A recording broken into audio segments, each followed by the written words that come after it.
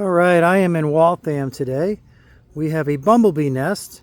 You can see the bumble kind of flying around my face. Bumbles are wonderful pollinators, but I'll tell you, when they're crossed, they do get mean. They can be very protective of their hive. You can see they're all kind of flying around me. I've already disturbed them a little bit, so they're mad at me. And there we go. We have just your average garden planter there that's a little overgrown.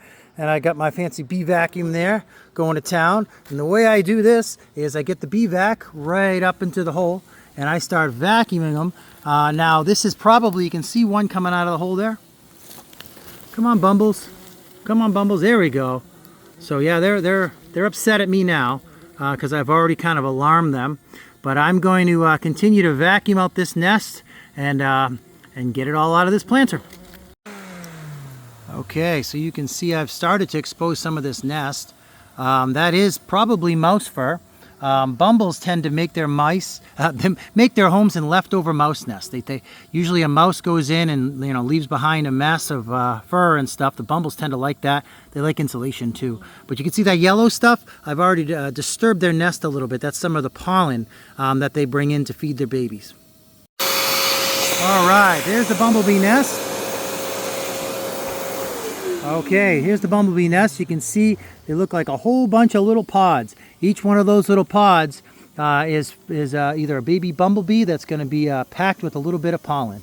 So we save bees. You can see they found this leftover mouse nest and they moved it aside and there it is. Here we go. Here is the bumblebee nest. There's a couple of ones that have hatched out there.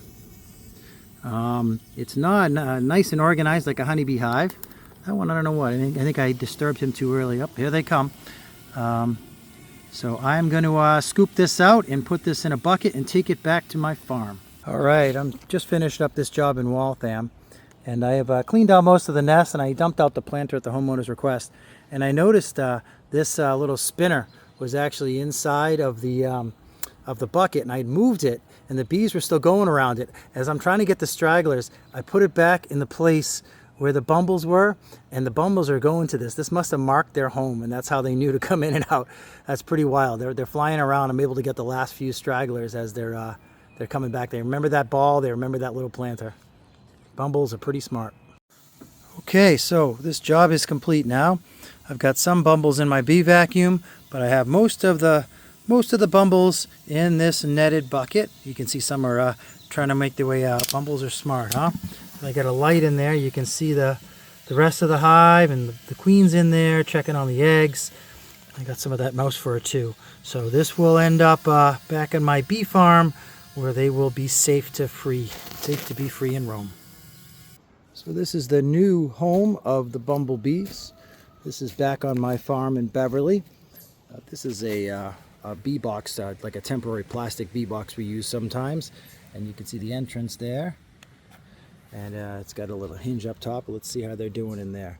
Yeah, we can still see the queen is there and the eggs, and they're comfortable in their new home.